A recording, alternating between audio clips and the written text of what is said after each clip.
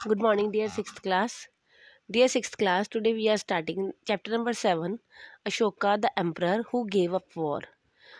This is the chapter from your history book, Our Past. Let us start this chapter, dear students. तो students, सबसे पहले हम chapter का heading समझते हैं कि चैप्टर में है किसके बारे में। तो ये चैप्टर है सम्राट अशोक के बारे में, जो कि एक ऐसे एम्परर थे, ऐसे एक महाराज थे, सम्राट थे, जिन्होंने वॉर छोड़ दी थी, जिन्होंने युद्ध को त्याग दिया था।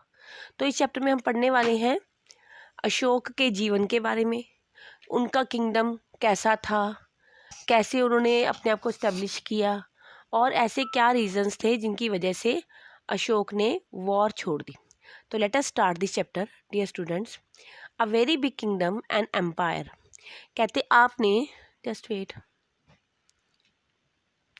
द लाइन जो हम देखते हैं हमारे नोट्स के ऊपर, इंडियन करेंसी को अगर आप चेक करोगे ना तो उसके ऊपर लाइन की पिक्चर बनी है, ठीक है। और हमारे कॉइन्स के ऊपर भी ये वाला मार्क बना होता है जो आपने देखा है, ठीक है।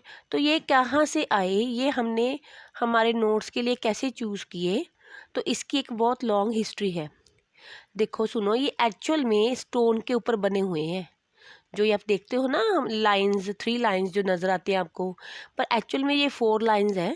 3 तो सामने शो होते हैं, पर आप अगर इनको एक्चुअल में जाके देखोगे, सारनाथ में जाके देखोगे, तो ये 4 लाइन है जो इस तरह से खड़े हुए, एक ये स्टोन के ऊपर बनी हुई एक स्टोन पिलर है ये, ठीक है, जो कि सारनाथ में बने हुए हैं।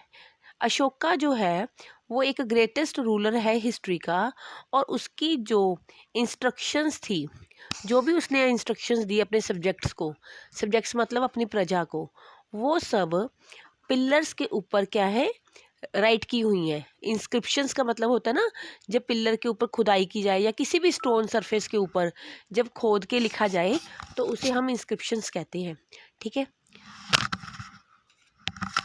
Just wait. नेक्स्ट है बेटा कि as well as on rock surfaces, ठीक है, नॉट ओनली ऑन पिलर्स। ये जो इंस्क्रिप्शंस आप देखोगे ये सिर्फ पिलर्स पे नहीं है, ये रॉक सर्फेसिस, चट्टानों के ऊपर भी है। बिफोर वी फाइंड आउट, अब आपको मन कर रहा होगा ये जानने का कि मैम इनके ऊपर लिखा क्या है, कि इनके ऊपर क्या लिखा है, ये देखने से पहले पहले हम ये समझते हैं, उसके किंगडम के बारे में समझते हैं कि कैसा था अशोका का किंगडम। तो सबसे पहले द एम्पायर, जिस एम्पायर के ऊपर अशोका रूल करता था, उसको उसके ग्रैंडफादर मतलब दादाजी ने फाउंडेड किया था। शुरुआत उसके उनके ग्रैंडफादर ने की थी अशोका की, जिनका नाम था चंद्रगुप्त मौर्य। और more than 2300 years ago, Chandragupta जो थे वो एक बहुत ही बड़े किंग हुए मौर्यन साम्राज्य के, और उनको जो सपोर्ट किया, जो उनके गुरु थे, उनका नाम था चाणक्य है, जो कि एक बड़े वाइस मैन थे, बड़े इंटेलिजेंट थे, और चाणक्य को कौटिल्य भी कहा जाता है।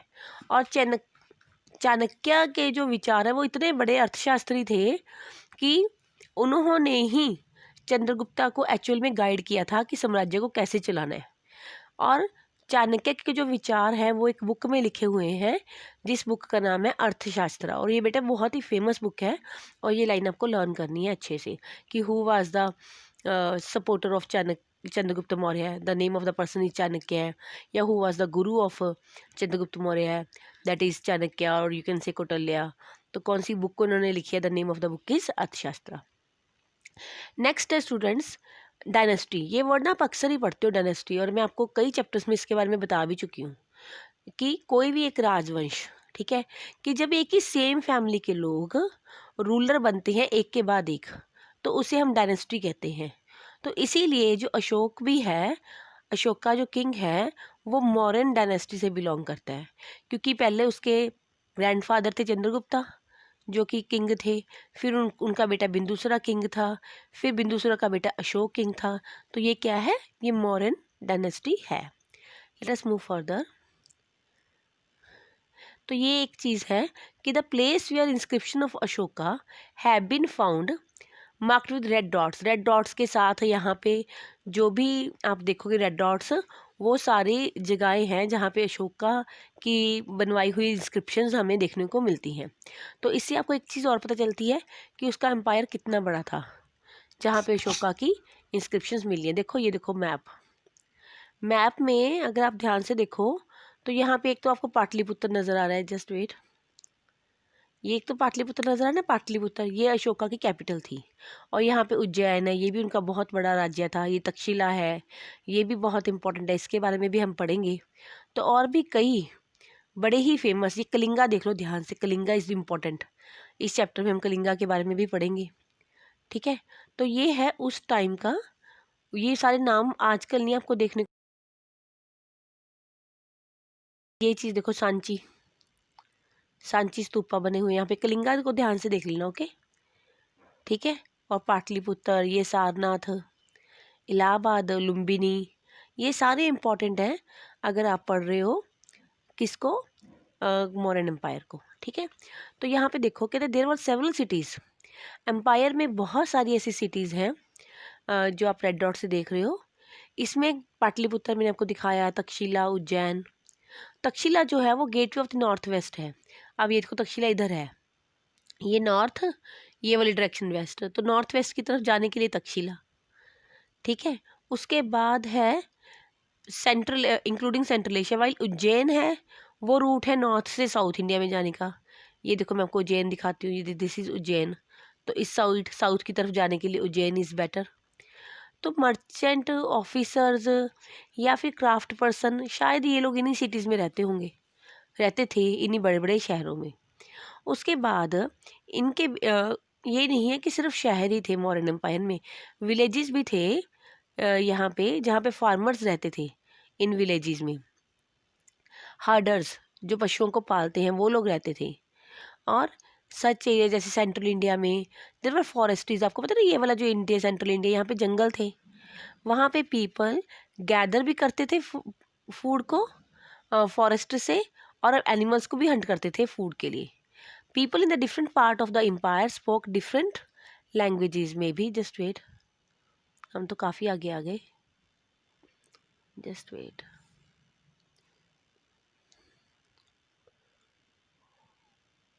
Yes, this was the page, है ना, यस।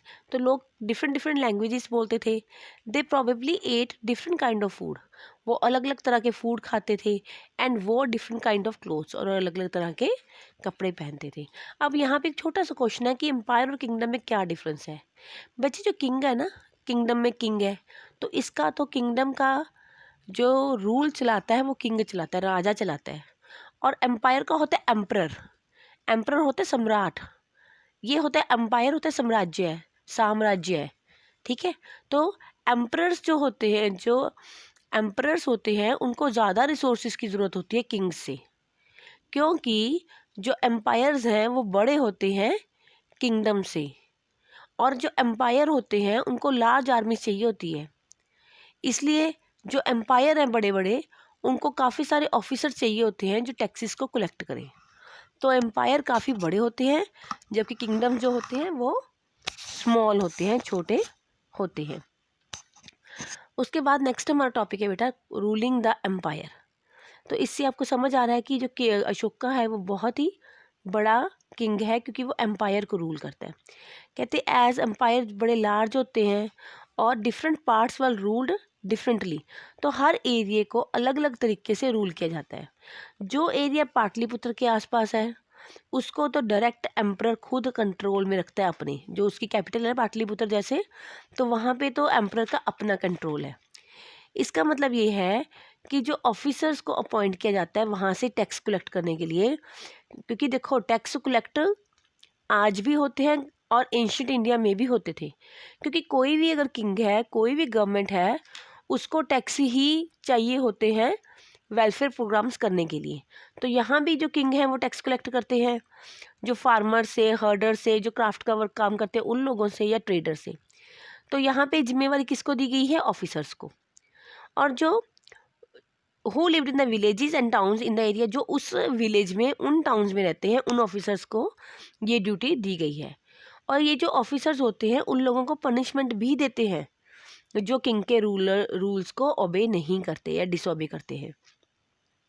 और ये जो ऑफिसर्स होते थे, इनको सैलरीज दी जाती है, मासिक वेतन दिया जाता है।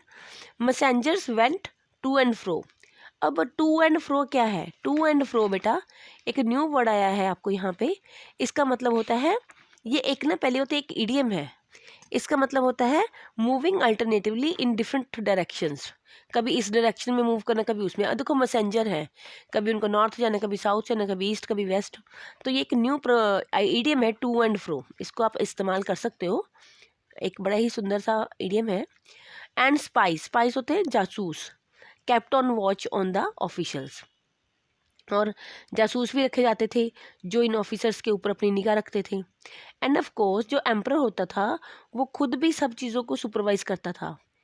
किसके साथ? अपनी रॉयल फैमिली के अपने मेंबर्स के साथ। अपना बेटा ले लिया, अपने अंकल ले लिए, अपना मतलब अपनी रॉयल फैमिली के मेंबर्स के साथ, या फिर किसी सीनियर मिनिस्टर्स के साथ, उनकी हेल्प के साथ इन ऑफिसर्स को टाइम टाइम पे चेक किया जाता था। तो ये तो बात हो गई उस एरिया की जहाँ पे किंग रहता है, कैपिटल, जैसे कि पाटलिपुत्र की, मौर्य एम्पायर के मामले में। अब बात करते हैं हम बाकी अदर एरियाज, क्योंकि देखो आपने देखा ना पिछले मैप में कि कितना बड़े सारा फैला हुआ है मॉडर्न एम्पायर। तो जो एरिया दूर है, अदर एरियाज हैं, वहाँ पे these were ruled from a provincial capital. वहाँ पे भी एक कैपिटल होती है, जैसे तक्षशिला और उज्जैन है। Although there were some amount of control from Pataliputra, ठीक है, पाटलिपुत्र की तरफ से वहाँ पे कंट्रोल रखा जाता है, पर फिर भी वहाँ पे जो रॉयल प्रिंसेस होते हैं, जो राजकुमार होते हैं, उनको भेज दिया जाता है गवर्नर बना के, ठीक है। और लोकल कस्टम्स और रूल्स वर प्रोबेबली फॉलोड, और वहाँ के जो रूल्स हैं, वहाँ के जो कस्टम्स हैं, उनको फॉलो किया जाता है। अब देखो नेक्स्ट है topic, besides there were vast areas between these centres, here the Mauryans try to control. अब देखो, अब इन एक यहाँ पर पड़ा है आपका पाटलिपुत्र, यहाँ पे है तक्षशिला, तो बीच में बहुत खाली ज़मीन भी होती है जहाँ पे कुछ नहीं होता। तो ऐसी जगहों पे मॉरियंस ने कोशिश की कि कंट्रोल किया जाए रोड्स के ज़रिए या रिवर्स के ज़रिए, क्योंकि ये बड़ा इंपॉर्टेंट था ट्रांसपोर्ट का काम बढ़ाने के लिए। और to collect whatever resources were available as tax and tribute, और उन रिसोर्सेज को कलेक्ट भी तो करना है, जो चाहे वो टैक्स और ट्रिब्यूट हो। देखो टैक्स तो आप सबको पता है कि टैक्स क्या होता है। अब ट्रिब्यूट क्या होता है, इसको अच्छे से समझो। Tribute to give, to show some respect, अगर हमने किसी को रिस्पेक्ट देनी है अपने ऑफिसर को, तो उसके लिए ट्रिब्यूट दिया जाता है। फॉर एग्जाम्पल देखो, जैसे कि अर्थशास्त्र में भी जैसे लिखा है कि जैसे नॉर्थ वेस्टर्न पार्ट है, वहाँ पे ब्लैंकेट अच्छे बनते हैं। साउथ इंडिया है, वहाँ पे गोल्ड और प्रीशियस स्टोन अच्छे हैं। तो यहाँ के जो गवर्नर हैं या यहाँ के जो हेड हैं, वो इन्हीं रिसोर्सेज को एज ए ट्रिब्यूट देते हैं, चाहे इसे गिफ्ट समझ लो, किंग को दिया जाने वाला, पर ये कंपलसरी पेमेंट नहीं होता। जैसे टैक्स तो कंपलसरी पेमेंट है, ट्रिब्यूट कंपलसरी पेमेंट नहीं होता, पर फिर भी देना ही होता है। आई होप आप समझ रहे हो। यहाँ पे ट्रिब्यूट का चलो मीनिंग भी आ गया, इसको भी देख लेते हैं। पहली बात तो ये कि ये अनलाइक टैक्सेस, इसे हम टैक्स नहीं कह सकते, ठीक है। इनको कलेक्ट किया जाता है रेगुलर बेसिस पे, भी ट्रिब्यूट देना होता है रेगुलरली। ट्रिब्यूट को कलेक्ट किया जाता है when it was possible from people who gave a variety of things more और लेस विलिंगली, चाहे ना चाहे, willingly they unwillingly they have to give the tribute, ठीक है। उसके बिना फॉरेस्टेड रीजन है, जो लोग हैं living in these areas were more और लेस इंडिपेंडेंट, इंडिपेंडेंट है भी, इंडिपेंडेंस है भी उनके पास, नहीं भी है, क्योंकि उनको भी, जो जंगलों के लोग हैं, उन्हें भी किंग को एलिफेंट देनी है, टिम्बर देनी है, हनी वैक्स और ये सारी चीज़ें मॉरन ऑफिसर तक पहुंचानी है। तो इन अ वे ये लोग भी अपना ट्रिब्यूट दे ही रहे हैं, ठीक है। तो इट मीन्स फार्मर तो सीधा सीधा टैक्सेस दे रहे हैं, और बाकी एरिया से इनको अलग अलग गिफ्ट आ रहे हैं, और जो जंगलों के लोग हैं वो भी एलिफेंट टिम्बर हनी वगैरह प्रोवाइड कर रहे हैं। तो ये सारे सोर्सेज हैं किसके? किंग की इनकम के। नेक्स्ट टॉपिक है, just wait, yes, the emperor and the capital city. चलो इसके बारे में भी पढ़ लेते हैं। जो मैक्सथनीस है ना बेटा, वो एक एम्बेसडर है जो चंद्रगुप्ता के कोर्ट में आया, ग्रीक से, ग्रीक रूलर ने भेजा था इसको। दूत होता है ना एम्बेसडर, ठीक है, of West Asia, named Seleucus Nicator. Seleucus Nicator West Asia का किंग है, उसने भेजा है मैक्सथनीस को। कब? किसके पास? चंद्रगुप्ता के पास, ठीक है। तो मैक्सथनीस ने जो यहाँ से देखा, जो लिखा, उसका एक छोटा सा पार्ट यहाँ पे लिखा हुआ है, क्योंकि अगर हम इसे पढ़ेंगे तो हमें थोड़ी सी नॉलेज और पता चलेगी मौर्यन एम्पायर के बारे में। The occasion on which the emperor appears in public. कहते जब एम्परर पब्लिक में आता था ना, लोगों में आता था, तो ग्रेट रॉयल प्रोसेशंस होती थी, पूरा तामझाम होता था, बड़ा शाही दिखावा होता था। गोल्डन पालकी में प्लैंगिन मतलब पालकी, सोने की पालकी में आता था, उसके गार्ड होते थे एलिफेंट्स के ऊपर, गोल्ड और सिल्वर से डेकोरेटेड एलिफेंट्स होते थे, और जो गार्ड्स थे उनके हाथ में जैसे ट्रीज कैरी किए हुए हैं, उनके ऊपर बर्ड्स हैं। बर्ड्स मतलब ऐसे आप कहेंगे उड़ नहीं जाएंगे, ट्रेनिंग दी होती थी ना पैरट्स को, ठीक है। तो इस तरह से किंग के आसपास आर्म्ड वुमेन, औरतें हथियार के साथ, मतलब कहने का मतलब है बहुत शो, पंप एंड शो के साथ जो किंग है वो अपने दरबार में एंटर करता है, और उससे पूरी डर रहता है कि उसे कोई मार ना दे। इसके लिए जो किंग है और वो खाना खाने से पहले पहले अपने सर्वेंट्स को खाना टेस्ट करवाता है और चेक करता है, अगर वो नहीं मरते फिर खाना खाता है। और ना ही वो सेम बेडरूम में 2 रात से ज़्यादा सोता है, चेंज करता है कि कोई प्लान ना कर ले मुझे मारने के लिए, ठीक है। तो पाटलिपुत्र के बारे में भी उसने लिखा हुआ है कि पाटलिपुत्र बहुत लार्ज और ब्यूटीफुल सिटी है, इसके आसपास एक मैसिव वॉल है, इसमें 570 टॉवर्स और 64 गेट्स हैं, हाउसेज ऑफ 2 और 3 स्टोरीज, 2 से 3 मंजिले घर हैं, वुड से और ब्रिक से बने हैं, मड ब्रिक से बने हैं। जो किंग का पैलेस है वो भी वुड से बना है, और उसके ऊपर स्टोन कैर्विंग है, स्टोन से डेकोरेटेड है, ठीक है। It is surrounded with gardens and enclosures for keeping birds, ठीक है। इतना अच्छा, इतना खूबसूरत शहर है पाटलिपुत्र, ठीक है। नेक्स्ट पढ़ते हैं, फिर हम एंड पे पहुंच गए, जस्ट वेट। तो ये हमने पढ़ लिया ना, नहीं ये नहीं पढ़ा।